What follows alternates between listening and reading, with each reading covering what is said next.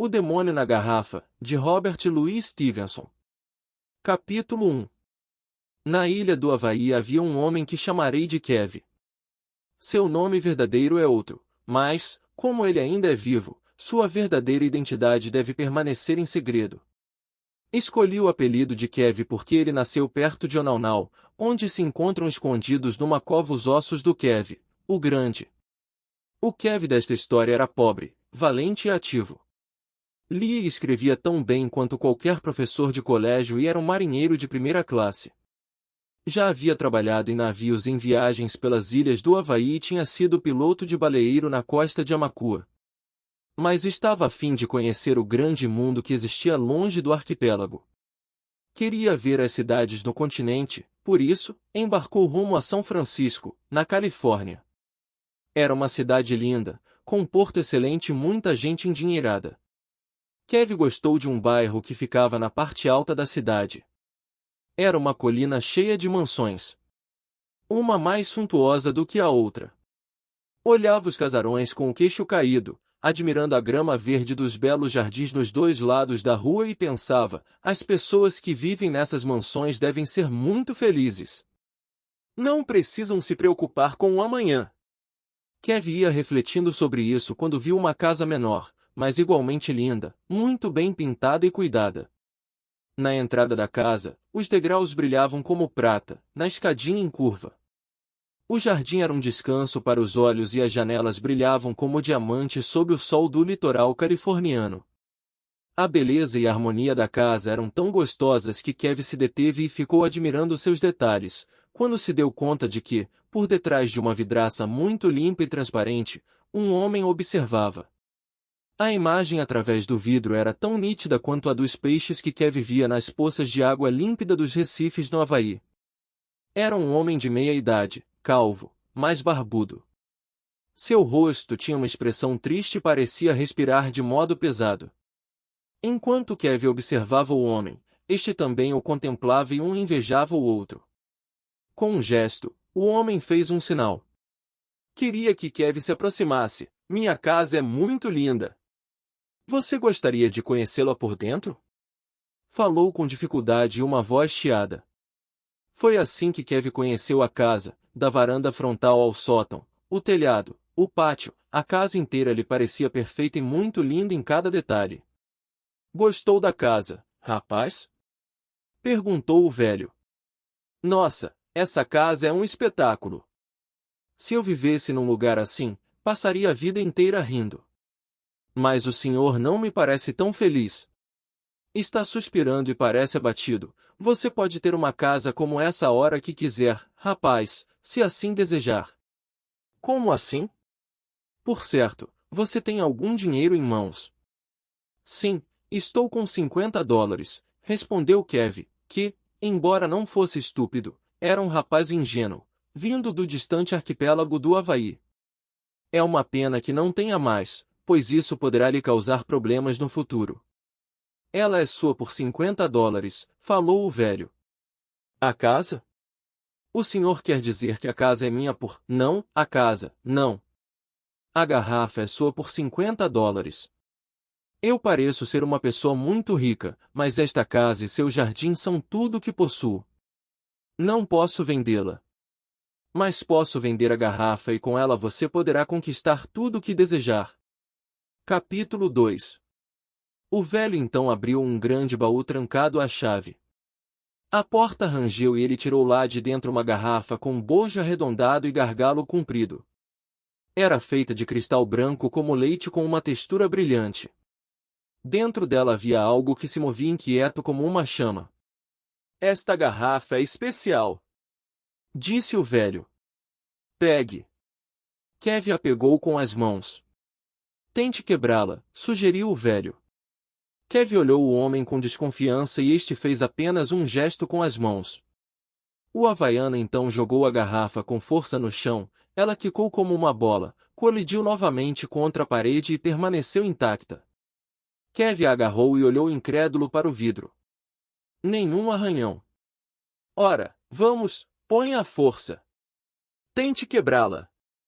Provocava o dono da casa. O jovem aceitou a provocação e forçou a barriga da garrafa contra a parede de pedra maciça, mas era como manipular um cano de ferro. Nenhuma fissura aparecerá no cristal leitoso do recipiente. Como pode isso? Estou vendo que é de vidro, um vidro bonito e delicado. Mas ela não quebra, não amassa nem arranha. O velho riu e Kev jogou novamente a garrafa no solo. Mas a colisão em nada afetou sua integridade. Que material é esse que parece cristal, mas é duro como ferro? É cristal, respondeu o velho, mas um cristal temperado nas fornalhas do inferno. Dentro dela há um diabo.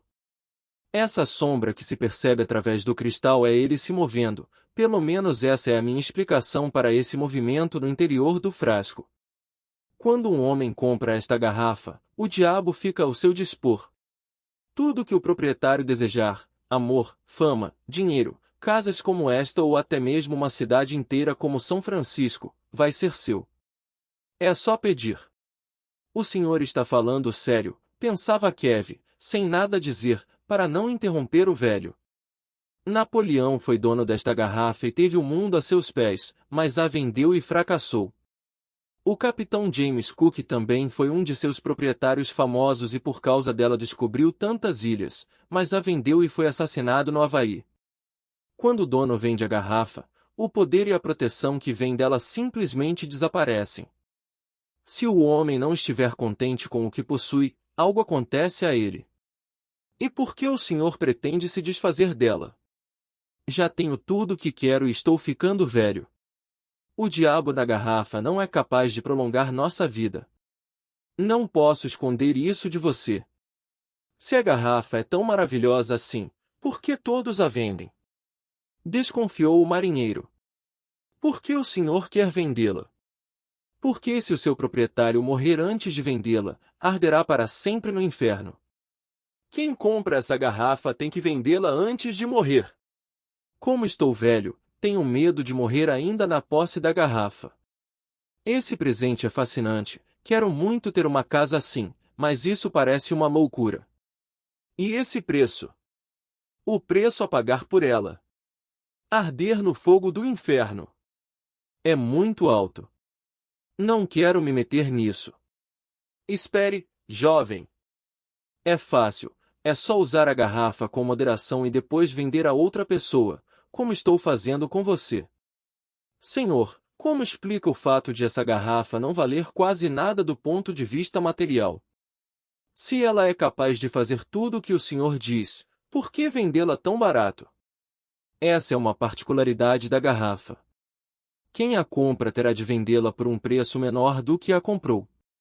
Pode ser apenas um centavo mais barato, mas tem que ser mais barato. Se você vendê-la pelo mesmo valor ou por um preço mais alto, ela vai retornar para você. E ela retorna mesmo, como uma pomba mensageira. Quando Satanás a trouxe para a terra, ela valia milhões. Era caríssima. Foi Preste João que a comprou por muitos milhões de dólares, mas, como seu dono só pode vendê-la se perder dinheiro na transação, seu valor foi diminuindo com o passar dos séculos e hoje ela está muito barata mesmo. Eu a comprei por $90 de uns ricaços que vivem aqui no bairro. Poderia vendê-la por $89,99, nem um centavo a mais, senão ela voltaria para mim. Então atualmente é difícil vendê-la, pois o comprador sempre desconfia e pensa, como algo tão poderoso pode ser tão barato? Mas você não precisa pensar nisso agora, pois ainda é jovem e pode ficar com a garrafa por muitos anos. Kev olhou para o homem. O que ele falava parecia inacreditável, mas era dito com veracidade. Resolveu fazer mais perguntas. Por que o senhor respira com tanta dificuldade? Parece uma mocinha apaixonada suspirando o tempo inteiro. Meu jovem, é um problema de saúde que eu tenho. Minha vida está chegando ao final e não quero ir para o inferno, disse soltando mais um suspiro. E como vou saber se o senhor está falando a verdade? Se isso não é um truque para zombar de mim e me levar $50. Há uma forma simples de eu provar para você. É só me dar os $50 e eu lhe dou a garrafa. Depois peça que os $50 voltem ao seu bolso. Se o dinheiro não reaparecer na sua calça, eu cancelo a venda e lhe devolvo o dinheiro. O senhor não está me enganando? Eu juro que não. Sou uma pessoa séria. Se o que eu lhe disse não acontecer, eu lhe devolvo o dinheiro. Bem, vou aceitar, disse Kevin.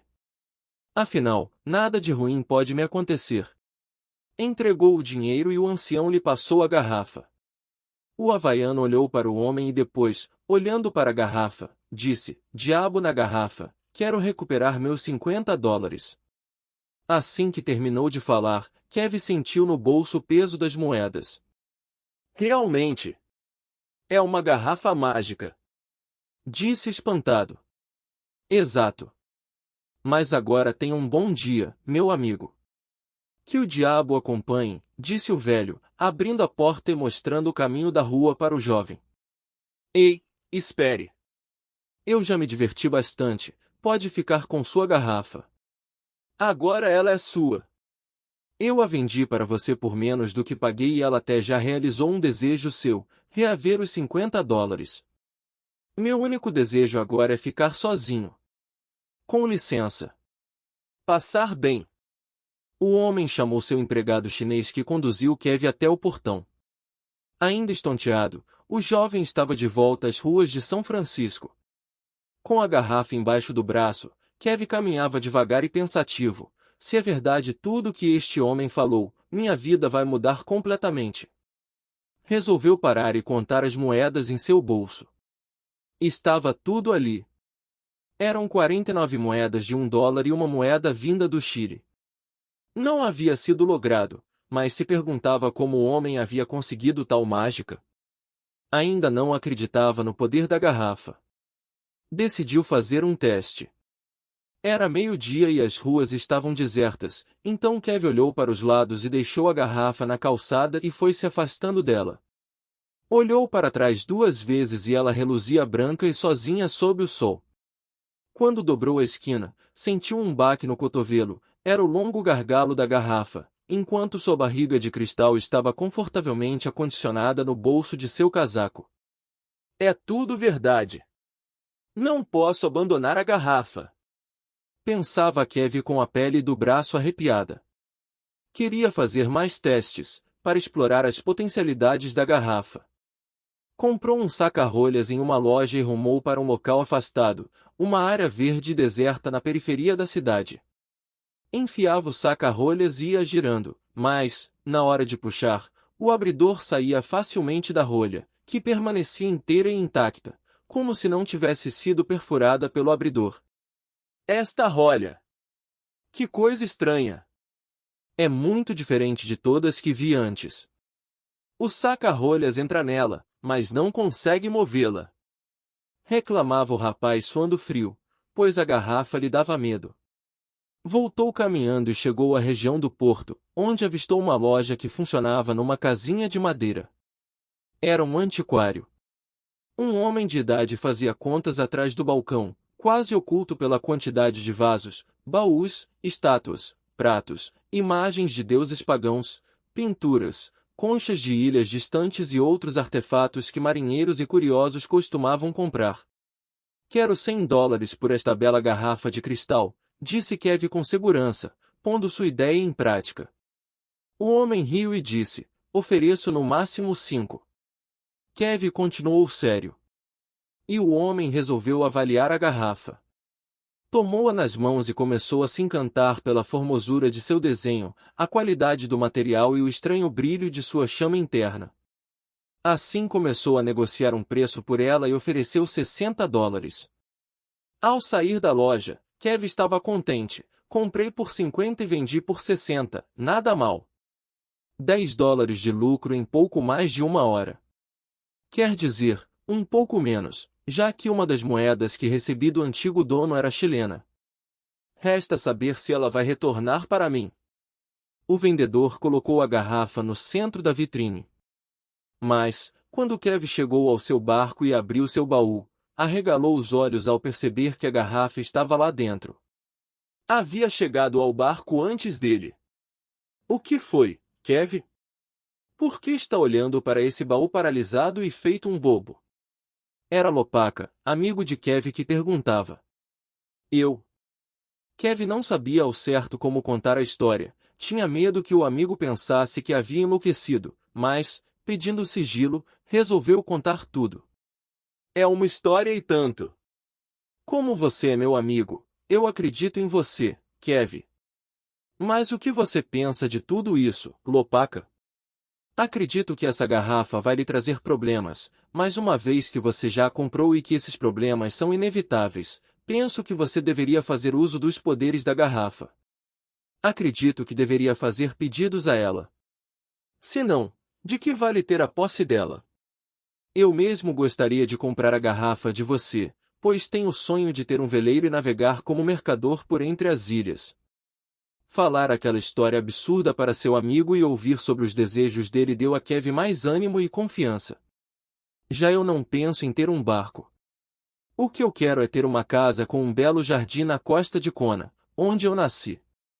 Sabe, com o sol brilhando na porta, muitas flores, janelas de vidro reluzindo, quadros nas paredes, toalhas limpas e macias sobre as mesas, tapetes fofos no assoalho, exatamente como a casa que visitei hoje. Mas quero uma varanda maior. Quero viver nesse lugar que imagino, sem preocupações, apenas me divertindo com os amigos e parentes. É uma ideia fantástica, disse Lopaka. Ainda bem que estamos voltando para o Havaí, se der tudo certo, você terá a sua casa e eu então comprarei a garrafa de você e terei meu veleiro. Os dois amigos entraram num acordo e o barco fez sua viagem para Honolulu. Capítulo 3.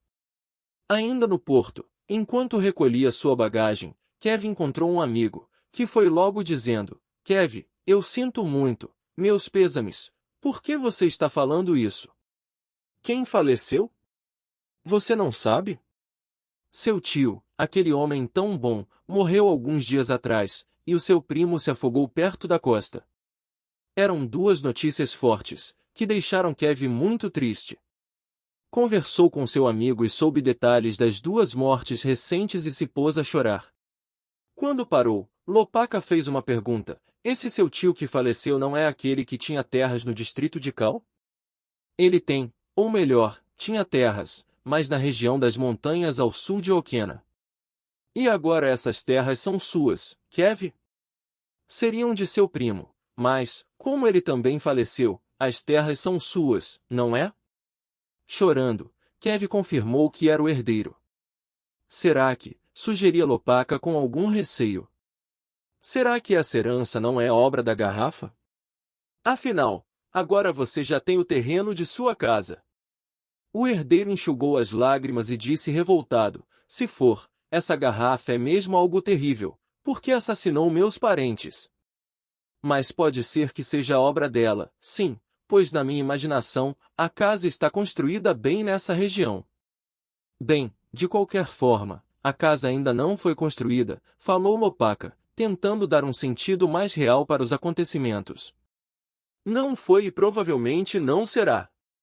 Naquelas terras há uma plantação de café, suficiente para viver comodamente, mas há muita lava negra também.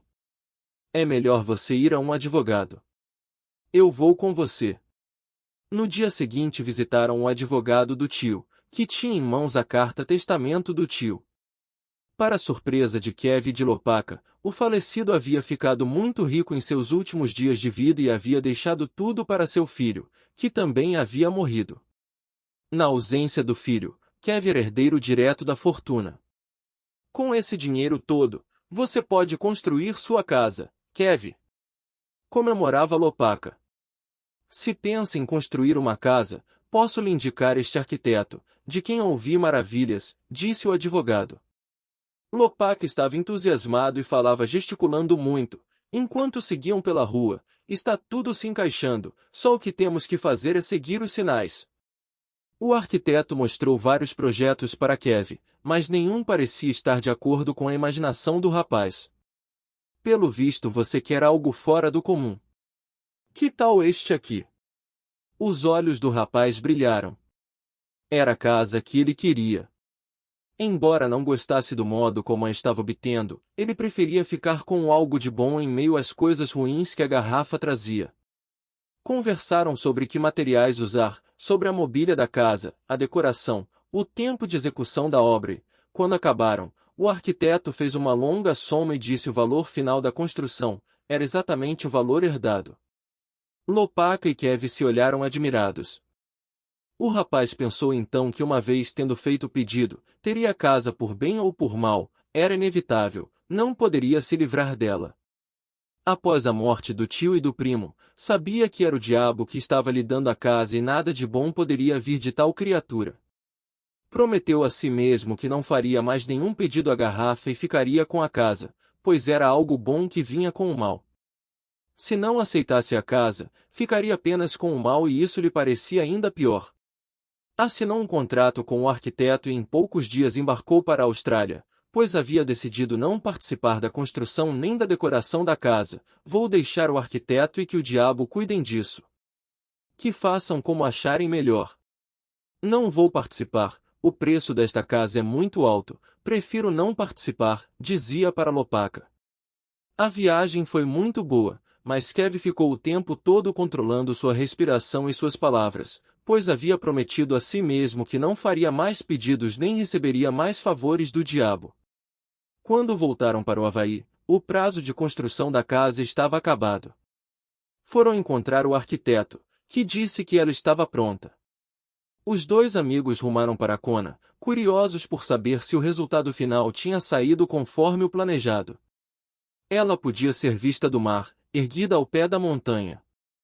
Acima dela o verde da mata tropical subia até encontrar as nuvens baixas. Abaixo da casa ficava um terreno pedregoso de lava negra, onde estavam enterrados vários reis do passado nativo do arquipélago. A casa era circundada por um magnífico jardim colorido de flores e arbustos. Havia um horto de mamão-papaya e outro de fruta-pão. Na frente da casa o mastro de um antigo navio foi erguido e nele tremulava uma bandeira. A casa tinha 3 pisos com cômodos grandes e sacadas com vista para o mar nos 3 pavimentos. Os móveis eram variados e ocupavam bem o interior da residência. Os quadros retratavam homens lutando, mulheres bonitas e barcos enfrentando o mar. Todos com cores brilhantes e emoldurados por uma tinta dourada. Havia relógios de parede de muita qualidade e caixas de música com uma definição de som excelente. A biblioteca trazia centenas de livros bem encadernados e com muitas ilustrações. Havia também armas dos mais variados lugares do planeta, dependuradas nas paredes e quebra-cabeças bonitos e de difícil resolução para entreter as noites do futuro morador solitário daquele casarão. Nas sacadas dos fundos, Kev poderia sentir o cheiro da terra e contemplar o verde intenso da montanha e as plantas de sua horta. Nas sacadas da frente, grandes o suficiente para abrigar uma família inteira, ele poderia beber o vento vindo do mar e deixar seu olhar se perder entre os tons de azul do horizonte. De lá poderia ver, uma vez por semana, o barco que levava até Honolulu ou os rápidos veleiros de carga que seguiam perto da costa com mercadorias diversas. Depois de examinarem a casa inteira, os dois amigos sentaram-se no alpendre. "Está tudo como você imaginou?" quis saber Lopaka. "Eu não tenho palavras para explicar. É tudo ainda melhor do que eu havia imaginado." "Bem, então tenho que considerar uma coisa a mais", falou Lopaka. "Tudo isso pode ter sido obra do acaso, sem nenhuma interferência do diabo. Tudo pode ter acontecido seguindo o curso natural das coisas, sem que a garrafa tenha contribuído para nada, entende? Se eu comprasse a garrafa e ficasse sem meu veleiro, teria posto a mão no fogo por nada. Eu sei que lhe dei minha palavra de que ia comprá-la, mas gostaria que você me desse mais uma prova do poder da garrafa." "Mas, Lopaka, eu jurei não aceitar mais favores." "Acho que já estou muito comprometido." "Certo, mas eu não pensava em um favor. Apenas gostaria de ver o diabo da garrafa. Não há nenhuma vantagem em vê-lo e, portanto, não há nada para temer ou se envergonhar nisso. Se puder vê-lo, eu me convenço de vez. Se você me deixar ver o diabo, eu compro a garrafa. O dinheiro está aqui comigo." Tudo bem, o que você pede é justo. Mas eu tenho medo de que o diabo seja tão feio de se ver que depois de vê-lo, que depois que ele ponha seus olhos em você, você desista de comprar a garrafa. Eu sou um homem de palavra, Kevin. Deixe o dinheiro aqui, entre nós dois. Está certo. Eu também tenho curiosidade em saber como ele é. Está preparado? Sim. Então vamos lá. Senhor Diabo, apareça para nós dois. No mesmo momento o diabo saiu da garrafa e voltou a ela no mesmo instante, rápido como um lagarto. Os dois amigos ficaram petrificados. Anoiteceu e os dois ainda não tinham falado nada, assombrados que estavam com a aparição. Até que Lopaka empurrou o dinheiro para Kevin e pegou a garrafa. Sou um homem de palavra, amigo. Do contrário não tocaria nessa garrafa nem com os pés. Vou conseguir o meu veleiro e uns dólares e logo vou me desfazer desta garrafa, porque, tenho que confessar, conhecer o diabo me deixou muito mal. Lopaka, por favor, procure não pensar mal de mim. Eu sei que já é noite e que a trilha é perigosa, nesses costões junto ao mar. Não é um bom lugar para ser atravessado à noite, mas confesso que depois de ter visto a cara do diabo eu não consigo mais dormir, nem comer, nem rezar enquanto esta garrafa estiver aqui. Vou lhe dar uma lanterna, um cesto para transportar a garrafa e qualquer enfeite de que você goste, aqui da casa, e então quero que você parta imediatamente. Kevin, acho que a maioria das pessoas ficaria magoada com você, com isso que você acabou de falar, principalmente depois que eu mantive minha palavra. Fazer essa trilha à noite é 10 vezes mais perigoso no estado mental em que me encontro, perturbado por ter visto o diabo e por estar conduzindo a garrafa. Mas, como também estou muito assustado e não me sinto capaz de acusá-lo de nada, partirei agora mesmo e peço a Deus que você seja feliz nesta casa e que eu seja afortunado com meu veleiro e que nós possamos ir ao céu quando morrermos, apesar do diabo e de sua garrafa.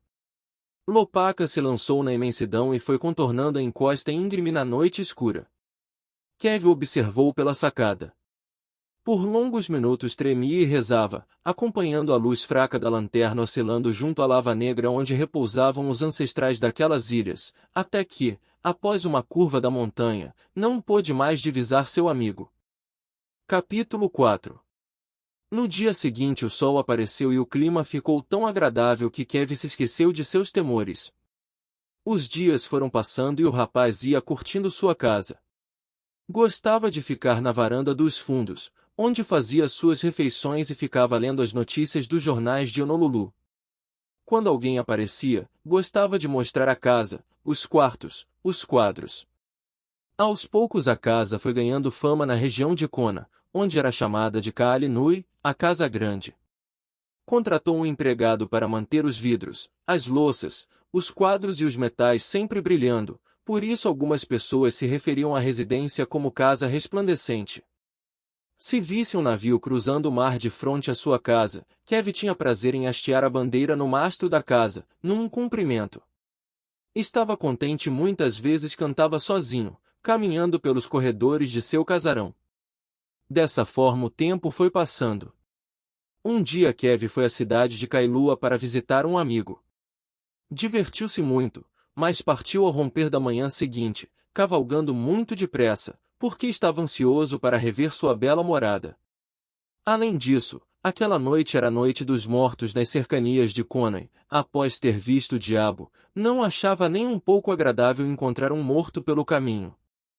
Mas, quando estava próximo ao Naunau, viu uma figura que o fez reduzir a velocidade e se aproximar da beira do mar. Era uma mulher que se banhava nas águas azuis do oceano. De longe, viu quando ela colocou sua camisa branca e seu holocu vermelho. Lentamente foi se aproximando e reparou que os cabelos molhados dela brilhavam sob o sol. Seus olhos brilhavam cheios e pareciam amáveis. Olá, pensei que já conhecia todo mundo aqui nesta região, disse Kevin. Mas não me lembro de ter visto você. Oi, meu nome é Kokua, sou filha de Keanu, acabei de voltar de Oahu. E você, quem é? Eu já lhe digo quem sou. Não vou dizer agora porque talvez você já tenha ouvido falar de mim e talvez isso influencie em seu julgamento e eu preciso de uma resposta sincera para a pergunta que vou fazer. Você é casada? Ao ouvir as palavras dele, Kokua começou a rir. Parece que só você faz perguntas por aqui, né? Você é casado? Não, Kokua, não sou. Nunca pensei em casar, até este momento.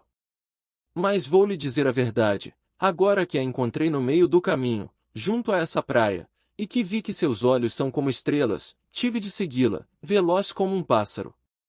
Assim, se você não quiser nada comigo, diga, que eu vou embora para minha casa. Mas, se eu não lhe pareço pior do que outro jovem qualquer, eu vou agora para a casa do seu pai, falar com ele. A moça nada disse, apenas olhou para o mar com um sorriso no rosto. Kokua, vou interpretar o seu silêncio como uma resposta positiva. Venha comigo, vamos juntos falar com seu pai. Ela nada disse, mas rumou a pé para seu lar. Ele foi atrás, caminhando também. O cavalo seguia. De vez em quando ela olhava para trás. Quando chegaram à casa de Keanu, o homem o cumprimentou, dizendo, Olá, Kev. A moça ficou surpresa ao ouvir aquele nome, que já tinha ouvido antes por conta da construção da casa. Se casasse com ele, moraria naquela casa maravilhosa e isso era uma enorme tentação. Passaram o dia conversando na companhia de Keanu e no dia seguinte falou com o pai da moça e teve um momento a sós com ela. Kokua, ontem eu não quis lhe dizer quem eu era, porque possuo uma casa muito bonita e tive medo de que você pensasse mais na casa do que no homem que a ama. Mas agora você já sabe quem eu sou. Se não quiser mais me ver, diga logo. Eu quero, ela disse, mas desta vez sem sorrir, e Kev não perguntou mais nada. E assim foi o noivado de Kev. A flecha voa rápida e a bala de um rifle mais rápida ainda e as duas podem acertar o alvo. As lembranças de Kev eram todas preenchidas pela figura de Kokua. A moça por sua vez chegava a escutar a voz dele, enquanto as ondas se esparramavam na praia de lava seca. Tinha visto aquele homem apenas aquela vez, mas agora estava decidida a deixar seu pai e sua casa. Em seu cavalo, Kev viajava a passo muito lento e cantava sorrindo a alegria que estava sentindo. Quando chegou em casa, até seu empregado achou curioso que, mesmo durante o almoço, o patrão continuava cantando. O sol desceu no mar e a noite veio. Os barcos cruzavam o horizonte ao longe e Kev continuava cantando feliz por ter encontrado sua noiva. Resolveu acender todas as luzes da casa e, pela primeira vez, usar sua banheira com água quente, para depois dormir sozinho na suíte principal do casarão. O empregado então foi ligar as caldeiras para fornecer água quente ao patrão. Enquanto trabalhava, ouvia o chefe cantar animado. Quando estava tudo pronto, gritou do sótão, avisando. Kev então lhe respondeu dizendo que poderia ir dormir ou descansar, pois não precisaria mais de seus serviços. O empregado se recolheu, mas achou estranho o fato de o patrão ter parado de cantar. Imaginava que ele cantaria muito durante o banho quente. Depois ouviu os passos do patrão, percorrendo as sacadas e os corredores, por boa parte da noite, mas nada de cantoria. O que teria acontecido, ele se perguntava. O fato que calou a voz de Kev foi o seguinte: ao tirar a roupa para entrar na banheira, ele notou manchas em sua pele. Eram manchas parecidas com musgos, que tomavam conta de boa parte de sua pele. Ele já tinha visto manchas parecidas antes e supôs que estava com hanseníase. No século XIX, as pessoas que tinham essa doença eram isoladas. Os pacientes sofriam muito com a enfermidade e com o preconceito de estranhos e familiares. Para Kev, isso tudo era um pesadelo profundo, teria que sair de sua bela casa e ir morar na costa norte de Molokai em um leprosário. E pior, teria que se separar de sua amada, um dia após tê-la conhecido. Era como se sua felicidade fosse um vaso de cristal que tivesse se espatifado em milhares de pedaços. Por isso saiu da banheira e começou a andar sem rumo pela casa, falando sozinho: eu não me importo de deixar esta região tão linda. Posso sair do Havaí, Posso sair desta casa sem grande pesar. Não me importaria em viver com os outros doentes, mas não aguento a ideia de me separar de Kokua. Se eu descobrisse essa doença antes de conhecê-la, tudo seria muito mais fácil. Kokua, sem você a vida não faz sentido. Estou apaixonado, sinto muito por estar com esta doença. Kev era um bom homem.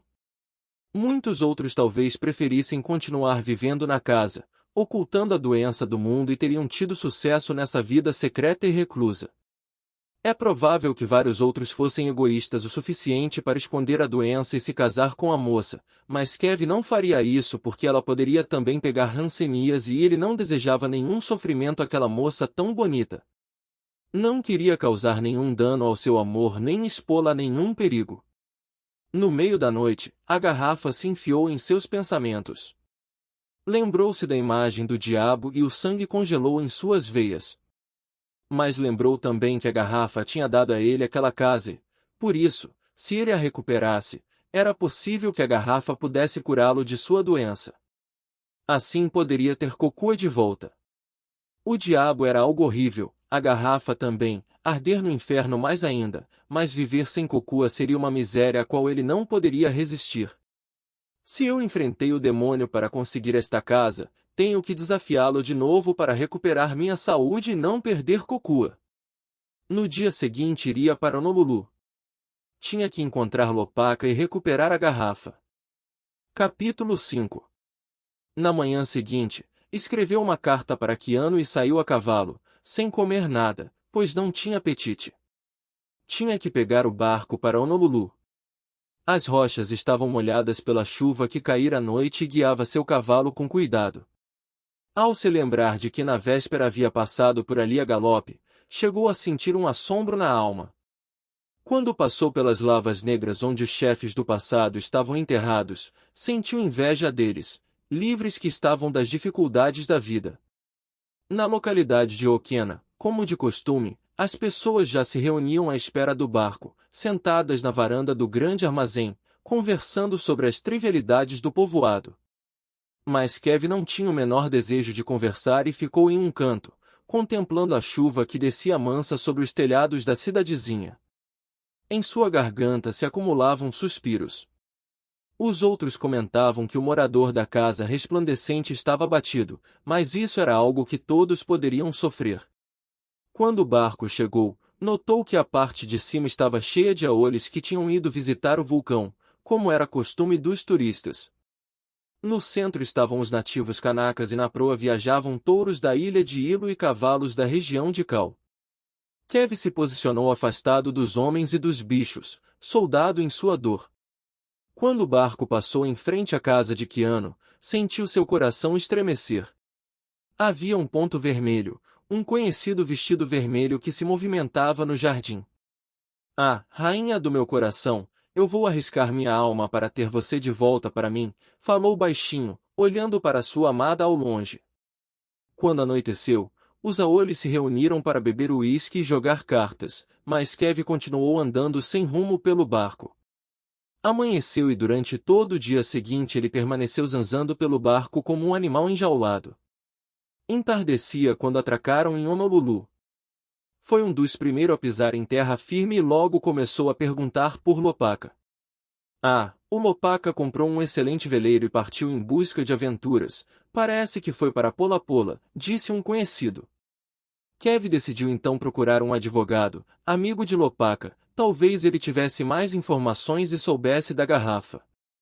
Perguntou por ele e disseram que havia se mudado recentemente para uma bela casa às margens de Waikiki. Era um sinal de que poderia estar com a garrafa. Pensando em sua noiva, tomou uma condução e partiu direto para lá. Que posso fazer pelo senhor? Disse o advogado. O senhor é amigo de Lopaka e ele me comprou um objeto que acredito que o senhor possa me ajudar a encontrar. O rosto do advogado se fechou. Não vou fingir que ignoro o assunto que o senhor traz à tona, senhor Kev. Mas é um assunto muito desagradável em que eu não gostaria de tocar. Não posso lhe dar nenhuma informação segura, mas neste bairro aqui talvez o senhor encontre o que procura. O advogado lhe passou o nome de uma pessoa e um endereço. Não vou citar nomes aqui, mas essa busca de Kev se repetiu por vários dias. Ele foi conhecendo novas pessoas, bem vestidas, em casas recém-compradas com carruagens ou belos cavalos na estalagem. Mas essas pessoas sempre o remetiam a outras pessoas e seus rostos ganhavam uma feição tensa quando ele mencionava que sua visita se devia a um determinado objeto. Saber que todas aquelas pessoas se encontravam bem de vida, com boas casas e roupas era para ele um bom indício de estar no encalço da garrafa. Por fim lhe recomendaram que encontrasse um aole na rua Beritania. Era uma casa nova, o jardim recém-plantado, luz elétrica nos cômodos. Tem que estar aqui, pensou Kev antes de bater a porta. Um jovem muito pálido, calvo, com olheiras e expressão abatida abriu a porta. Boa noite, vim comprar a garrafa. Ao ouvir aquela frase, o jovem se escorou na parede, assustado. A garrafa. Comprar a garrafa. Repetiu sussurrando. Pegou Kev pelo braço e o levou para dentro da casa. Encheu 2 taças de vinho. Parecia fraco, suas mãos tremiam. Talvez desmaiasse a qualquer momento, pensava Kev. Quanto ela está valendo agora? Qual o preço? O preço? Por que quer saber o preço? Kev se apresentou e explicou rapidamente sua situação. O jovem pálido então disse: o valor da garrafa caiu muito desde então, Sr. Kev, disse o rapaz, falando para dentro. Certo, mas quanto foi que o senhor pagou por ela? 2 centavos, disse o rapaz. Então você só poderá vendê-la por 1 centavo. E quem a comprar não poderá mais vendê-la e ficará com a garrafa e seu diabo pelo restante da vida, até morrer e ir para o inferno. Sim, mas o senhor tem que comprá-la de mim, Sr. Kev.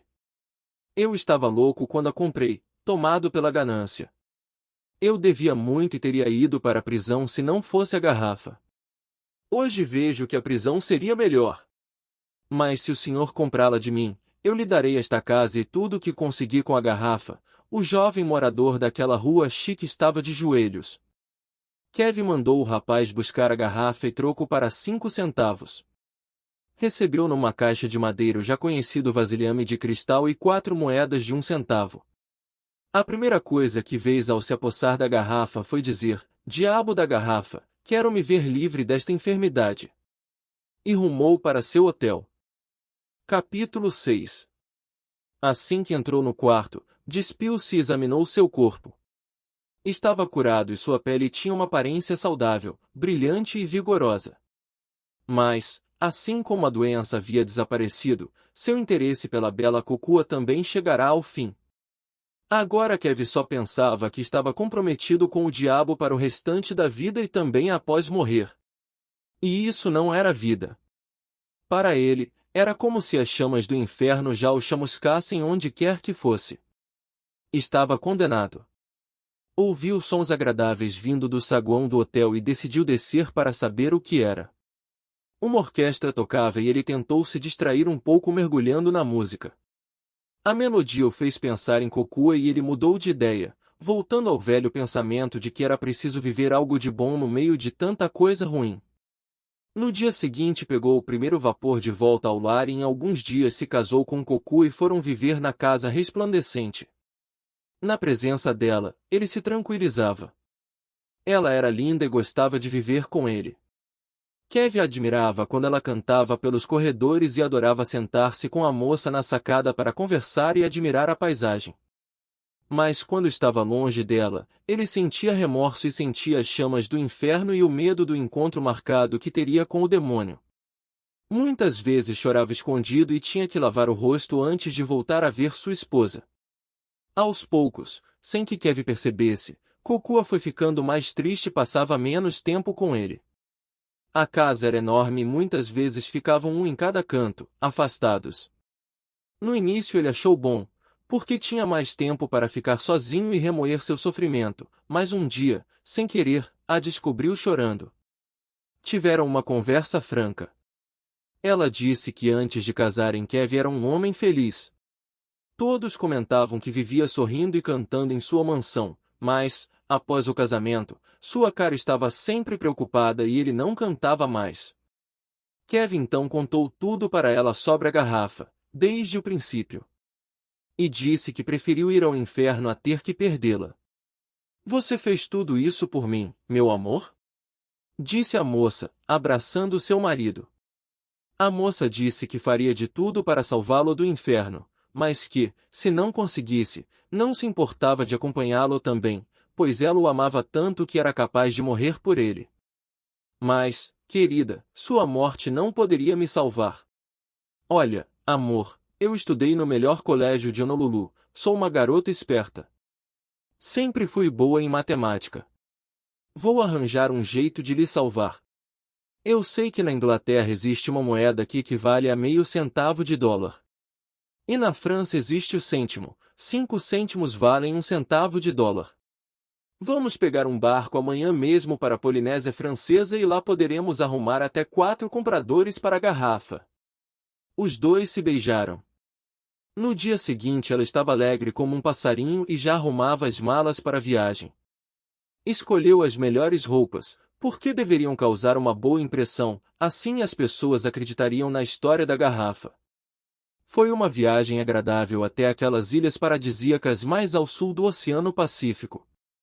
Na bela cidade de Papeete, resolveram alugar uma casa em frente ao consulado britânico e passaram a ostentar uma riqueza que vinha fácil até eles, fruto da ousadia de Kokua, que influenciava seu marido a pedir dinheiro ao diabo. Em pouco tempo aprenderam a língua do Tahiti e se sentiram seguros para negociar a garrafa.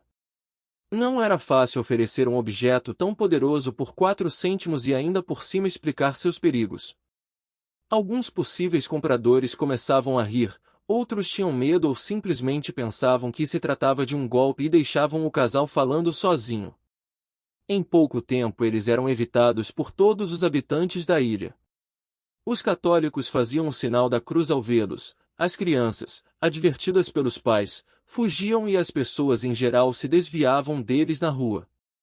Os insucessos foram deprimindo os dois, que agora passavam boa parte do dia quietos, sem ânimo para tentar convencer outras pessoas. Kokua já não cantava e eles não tinham prazer em compartilhar seus momentos juntos. Era comum que ele a escutasse chorando. Um dia a moça acordou no fim da noite e percebeu o leito vazio e frio. Kevin não estava. Na fraca luz da lua ela percebeu a garrafa no chão.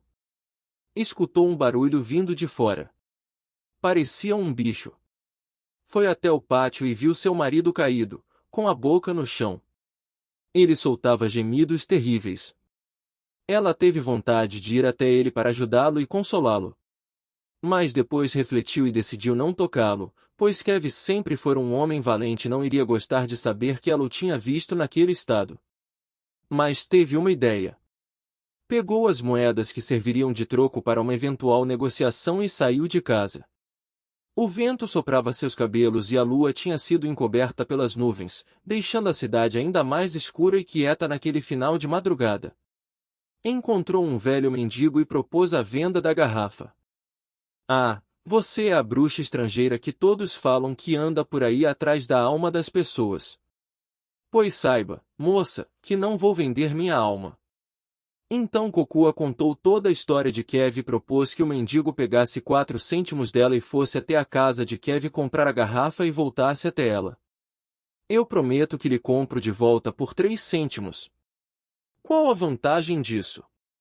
A vantagem é que assim meu marido ficará livre dessa maldição. Eu o amo o suficiente para livrá-lo do inferno. O velho foi até a casa. No momento em que ficou sozinha, Kokua se sentiu a última das criaturas, sentiu o calor do inferno assando sua vida. Tremia como uma criança assustada. Quando o velho voltou, trazia a garrafa nas mãos. Seu marido vai ter paz agora. Tenho aqui o seu dinheiro, os 3 cêntimos. Mas, se você quiser fazer algum pedido ao diabo, eu espero. Prefiro não pedir nada, explicou o mendigo. Já sou um velho infeliz e não desejo me comprometer com o demônio. Ela começou a chorar e o velho mendigo então propôs ficar com a garrafa, já que era velho, assim salvaria a vida do casal. Mas Kokua era uma mulher de palavra e comprou a garrafa de volta. Escondeu-a sob o vestido e foi para casa. Agora era a vez dela viver oprimida pela presença e pelo poder do mal em sua vida. No outro dia, Kev acordou no final da manhã com um bom humor incrível. Sorria, cantava, dançava, falava alto e sem parar. Sua esposa estava triste e aflita pelo compromisso assumido com o diabo. Tentava disfarçar e evitava contato com o marido. Mas ele não notava nada, pois estava eufórico. Contou para Kokua sobre o velho, sobre a garrafa. Estamos livres. Livres, meu amor. Vamos voltar ao Havaí e retomar nossas vidas. Aquele velho foi muito estúpido. Já era difícil vender a garrafa por 4 cêntimos, mas por 3 será impossível, dizia envolvendo a mulher e a enchendo de beijos. Angustiada e deprimida, ela ainda tentou defender o velho. Ele pode ser uma alma boa, alguém que fez uma boa ação, amor. Que nada, ele foi estúpido. Por 3 cêntimos. Não vai vender nunca. Vai morrer e ir para o inferno. Ela queria gritar, estava escondendo do marido que agora era portadora da garrafa e que teria que vendê-la por inimagináveis 2 cêntimos. Sua agonia era dupla, pois, além de conviver com o diabo, tinha que esconder sua angústia do marido. Meu querido Kev, penso que você não deve rir dessa pessoa que comprou a garrafa. Afinal, ela lhe salvou e sua salvação foi a condenação dela. Penso que você deveria rezar por ela. Não, isso é bobagem. Ele comprou porque quis, por ser ganancioso. Sabia dos riscos. Não vou sentir pena desse estranho e você não deve sentir também. Deve ficar contente porque agora estou livre. Estamos livres. Quando ficou sozinha, Kokua refletiu e seu ato de heroísmo parecia agora uma grande estupidez. Seria quase impossível vender a garrafa por 2 cêntimos, ainda mais no Havaí, onde as pessoas nem conheciam aquelas moedas. Além disso, seu marido não sabia de sua façanha e não poderia ajudá-la a lidar com a posse da garrafa. À tarde, no dia seguinte, Kev quis passear com ela, mas ela se sentia desanimada. Estou doente, sinto-me fraca e sem vontade de fazer nada. Vá sozinho, vou ficar em casa repousando. Você está assim porque se sente culpada em relação ao destino do velho que comprou a garrafa, não é? Em vez de ficar contente porque seu marido está salvo, você prefere sofrer por um estranho. Seu coração é desleal, Kokua. Gritou Kev ao sair batendo a porta. Capítulo 7. Furioso e magoado, Kev passou o dia vagando pelas ruas da cidade, até encontrar uns conhecidos e resolver entrar num bar e começar a beber. Um dos seus companheiros de farra era um aole de natureza bruta, que tinha sido marinheiro em uma baleeira, caçador de tesouro, presidiário em várias prisões e foragido da justiça em muitos países. Era um homem vulgar que gostava de beber até cair e ver seus companheiros igualmente bêbados. Por isso se empenhava em abastecer Kev com taças e taças de vinho e de outras bebidas alcoólicas de modo que logo ficaram sem dinheiro para continuar bebendo. Ei, você! Está sempre dizendo que é rico e que tem uma garrafa mágica e outras bobagens desse tipo. Pague mais cerveja para nós. É verdade, sou rico e quero comemorar. Vou até minha casa pegar mais dinheiro com minha mulher. É ela que guarda e cuida das minhas finanças. Ah, mas esse sistema não é bom, companheiro. Disse o ex-matador de baleias. Nunca confie seu dinheiro a uma mulher. São todas falsas como Judas. Irritado como estava com Kokua influenciado pelos vapores do álcool, aquela frase causou um grande impacto no havaiano, afinal, desde sua salvação, a mulher havia ficado muito triste. Algo estava acontecendo. Decidiu voltar para casa para buscar mais dinheiro. Quando chegou ao lar, entrou no pátio sem fazer ruído e espiou por uma janela. Viu Kokua sentada numa poltrona com o olhar perdido e uma cara triste. Na mesinha da sala brilhava a garrafa branca. Foi um choque para Kev e na hora ele entendeu tudo. Soube que ela havia se sacrificado por ele, mas que agora isso a consumia. Fez barulho, para dar tempo a ela de esconder a garrafa, e entrou em casa lentamente. Quando chegou à sala, ela já havia escondido o vasilhame. Oi, amor, estive no bar bebendo. Encontrei uma rapaziada muito engraçada. Voltei apenas para buscar mais dinheiro e voltar a beber. Espero que você não se importe. Acho que você merece se divertir, ela disse. Mas Kev, na verdade, não tinha mais vontade de beber. Agora estava preocupado com sua esposa. Ela havia tramado a venda da garrafa para o velho e depois a comprará de volta. Ele precisava dar um jeito nisso.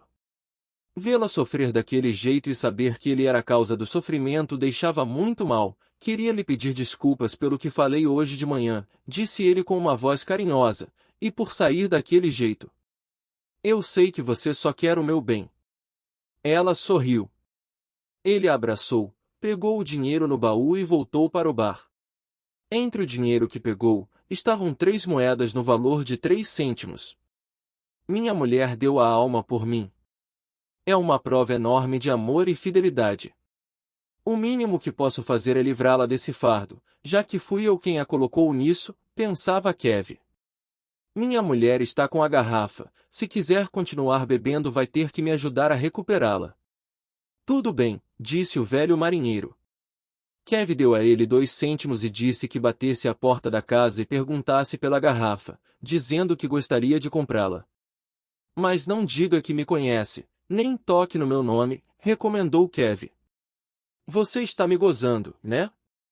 Tudo isso é uma piada para zombar de mim. Não é não. É tudo verdade. A garrafa tem que ser comprada por 2 cêntimos.